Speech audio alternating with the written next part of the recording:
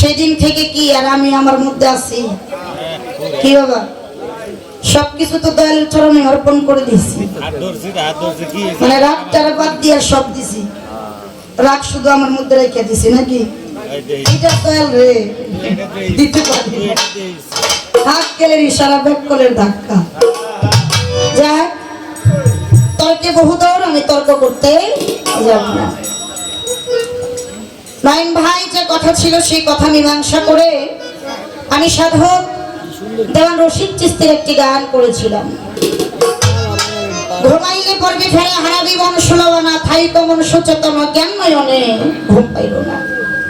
এখন ওনার কথা হইল, ওনার পয়েন্ট হইল এই যে 16 আনা, এই 16 আনার বিষয়বস্তুটা কি, এর মধ্যে হাকিকতটা কি, এই যে ঘুমাইলে যে 16 আনা হারাবে এটা কেমন ঘুম, আবার কিভাবে জাগ্রত থাকলে এই 16 আনা হারাতে পারবে না, এর মধ্যে বিষয়বস্তুটা আমার কাছে কথা রাখছে। আমি যতটুকু সম্ভব আলোচনা সংক্ষিপ্ত করে বলার জন্য চেষ্টা করব। একটা সিরার মধুর আমাদের একটা গুরু আর ভক্তের একটা কাহিনী শোনাইছি। মানে আমি বলছিলাম আজকের পালা হইল মালজোড়া পালা, আবার কেউ কেউ কয় মালে মালে জোড়া কি, আমি কিন্তু কইছিলাম না যে আমি কই মালে মালে জোড়া। নয়ন ভাই আর কেউ জানুক আর না জানুক আপনি কিন্তু জানেন আমি কোন ধরনের বয়াতি, আপনি ভালো করেই জানেন। মালে মালে জোড়া এটা আসলে বিষয়টা এরকম। তো তারপরেও যেভাবে আলোচনা আসছে কথা আসছে সেই জায়গা থেকে কথা বললো। দুইজন ভক্ত নিয়ে আরেকজন ভক্তের বাড়িতে গেছে, সিরা দিছে মধু দিছে, একটা প্লেটের মাঝখানে মধুর দিয়া সিরা চতুর্পাশে সাজাইছে। ভক্তরা চালাকি করে কয় কয় আমি আগে খামু, আর একজন কয় আমি আগে খামু। গুরু কয় আমি যদি অগত হয়ে আগে খাই কইব যে দয়ালের ভিতরে এখনো খাই গিয়ে আছে। একটা ওয়াজের সুরে একটু মানে কথাও বলবো। এক বাইট টান দিয়ে কয় হাসরের মাঠের পুলসেরা তো এমবে, আরেকজনে কয় দেখছো নি চালাকি করে তো নিয়ে গেল। আরেক ভাই কয় না রে না হাসরের মাঠের পুলসেরা তো হবে এমবে। দয়াল কয় হাই রে হাই বেজাল তো বাজাই দিয়েছে। দয়াল সবকিছু দিয়ে কয় না এমবে, মানে সবকিছু গুলাই লাইছে, সবকিছু দিয়ে একটা খিচুড়ি বানাইছে। এখন কইতেছে নয়ন ভাই বলতেছে শিল্পী বাবা আপনার আমরা ওই ভাবে আজকে দেখবো না, আজকে আপনার সবকিছু গুলাই লাইন। ও ভাই আমি যদি গুলাই লাই সামনে যারা আছে এরা যাবো কই, আমি যদি সবকিছু একটা গুলাই ফেলাই সবকিছু একটা ঘূর্ণিঝড়ের মতো করে দেয় সবকিছু একটা খিচুড়ি বাগাই সামনে যারা আছে এরা যাবে। কিন্তু ভাই এটা কি আপনি জানেন মধু দিয়ে সিরা মাহাইলে এটা পাথর হয়, পাথর কি আর খাওয়া যায়? মুড়ি মাহাইলে খাওয়া যায় কিন্তু সিরা কখনো খাওয়া যাবে না, শক্ত হবে, অনেক শক্ত হয়ে যায়, খাইতে গেলে দাঁতও ভাঙতে পারে। যাক অনেক কথা বলছে ভালো লাগছে। আসলে বিষয়টা কি বাবা, আমি ছোট মানুষ আর আগেই বলছি অত বড় শিল্পী আমি না, বাংলাদেশের মধ্যে যত ছোট শিল্পী আছে তার মধ্যে আমি একজন। আসলে প্রকৃতপক্ষে যারা পালা গান করে কথা না বলতে গেলেও কিন্তু দু একটা কথা আসে, আপনারা ভুল ত্রুটি মার্জনা করবে। যে কথাটা বলছে যতটুকু না বললেই নয় আমি বলবো, তার আগে একটা গান আমি করি, তারপরে যে ভাবের উপরে আছে আমি চেষ্টা করব যতটুকু জানি বুঝি। দয়াল যদি কৃপা করে, ভান্ডারী যদি কৃপা করে, সাহালি বাবা যদি কৃপা করে, আমার সানাল শাহ যদি কৃপা করে, দয়াল যদি কৃপা করে একটু সামনের দিকে যাওয়ার চেষ্টা করব। একটা গান আগে সাধকে গাই, তারপর দেখা যাক কোন দিকে যাওয়া যায়।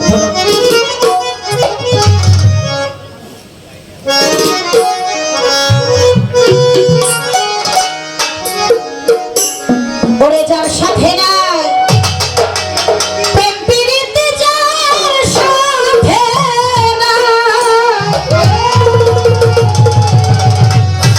নয়ন ভাই যার সাথে নাই প্রেম প্রীতি তার পূজাইতে মন বসিবে।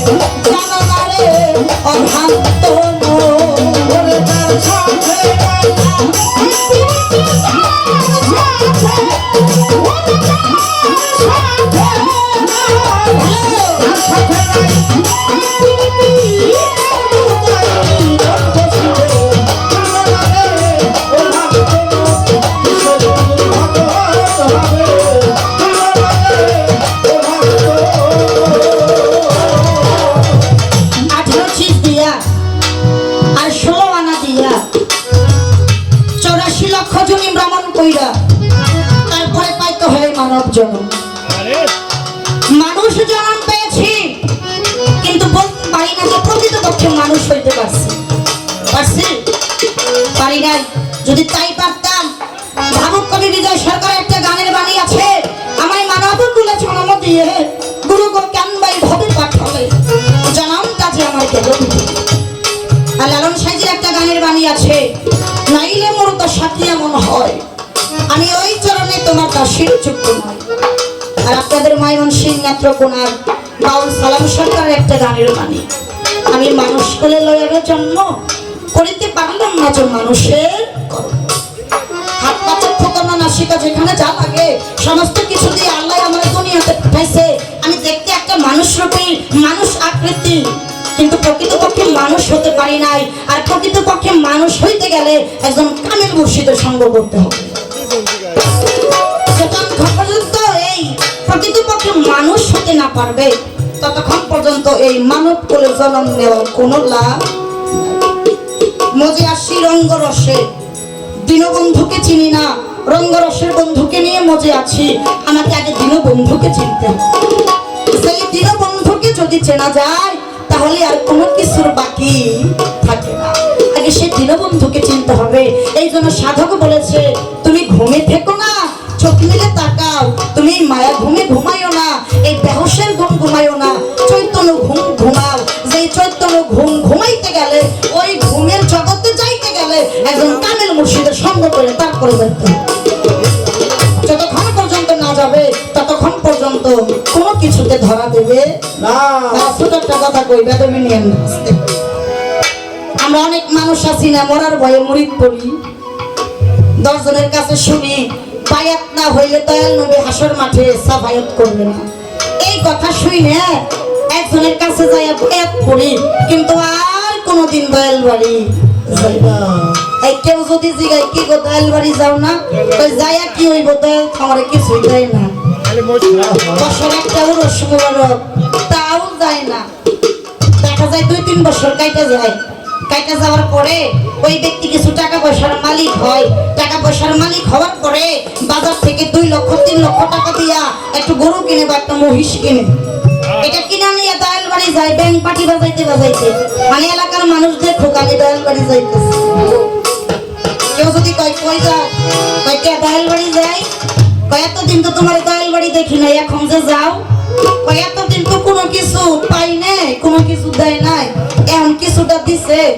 কয় এটা কি, কয় বাজার থেকে গরু কিনছি। কয় এটা কিসের জন্য, কয় দয়ালের নজরানা বাকি পড়ছিল, এই 2 লাখ টাকা দিয়ে মহিষ কিনছি, এই নজরানার সুদে আসলে নিয়ে মেলা করছি। বলে না বাবা, আমার মতো অনেক ব্যাপক লোক আছে। আসলে বিষয়টা এরকম না, কিছু পাইতে গেলে কিছু দিতে হয়। একা কবু প্রেম চলে না, প্রেম করতে গেলে 2 জনেরই দরকার আছে। 2 মন মিশে যদি 1 মন না হয়, তার সাথে প্রেম ভালোবাসার জন্য অবোকা মানুষ। চিন্তা করে দেখলাম না, জারি বাজার থেকে কিনে নিয়ে আসলাম, কিনে নিয়ে এসে আমার ভান্ডারির দরবারে, আমার সানালের দরবারে, আমার সাহালের দরবারে নিয়ে কুরবানি করে দিলাম। ওর জন্মটা তো পশুকুলে, মানুষের মতো কথা বলতে পারে না, পশুকুলে জন্ম, কিন্তু পশুকুলে জন্ম হইয়া মুর্শিদের দরবারে কুরবানি হইয়া ওর পশু জন্মটা ধন্য করলো। আমার মানব জন্মের কি হইল? আমি তো একটাবারের জন্য আমার মুর্শিদের দরবারে কুরবানি হতে, আমার মানব জন্ম কিন্তু বৃথা চলে গেল। তাইকে মুর্শিদের সঙ্গ করতে হবে, পাইরবি করতে হবে। মুর্শিদকে পাইলেই রাসূল পাওয়া যাবে, আর রাসূলকে পাইলে আল্লাহকে পাওয়ার বাকি থাকে। এতটুকুই বললাম, এর বেশি কোনো কিছু বললাম না। এই জন্য সাধক তার গানের মধ্যে বলছে, যাহার বদন দেখা মাত্র মনে জাগে আনন্দ,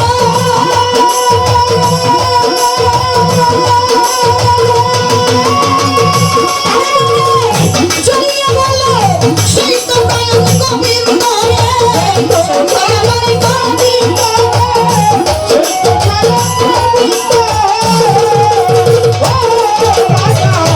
যাহার বদন দেখা মাত্র মনে জাগে আনন্দ,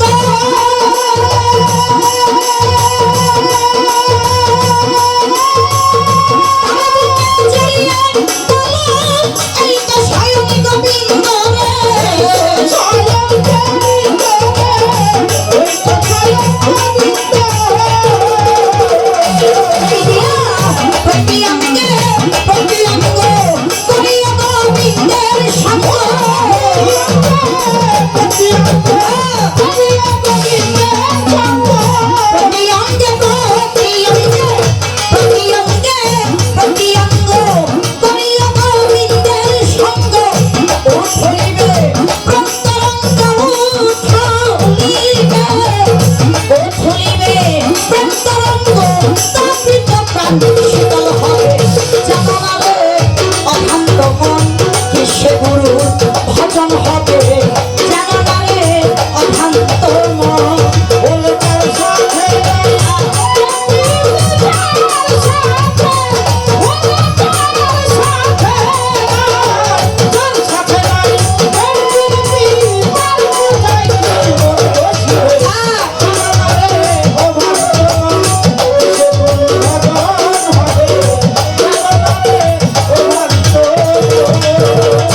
আস্তে।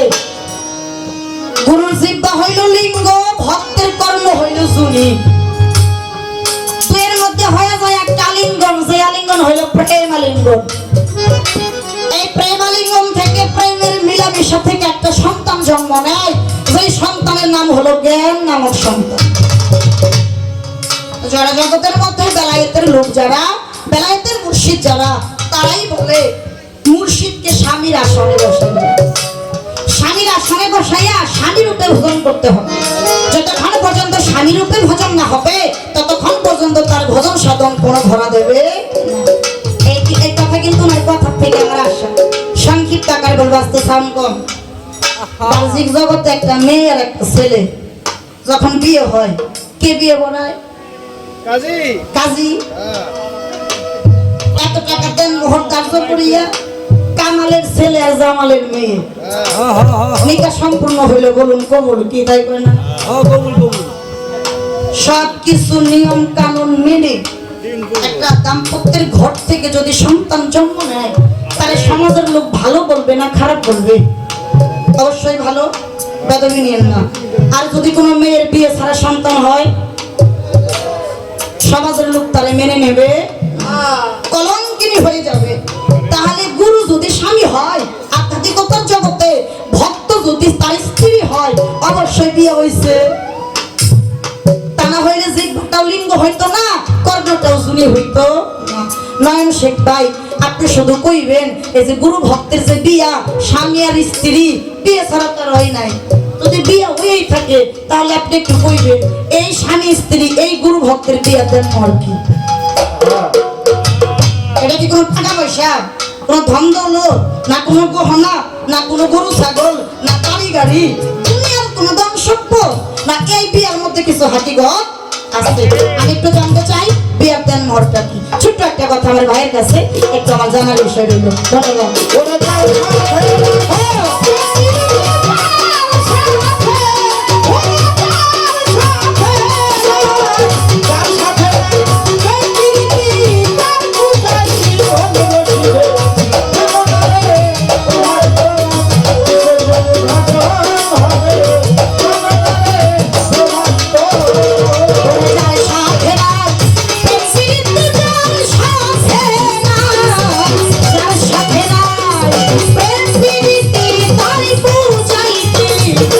বসিবে জানা রে অভাব মন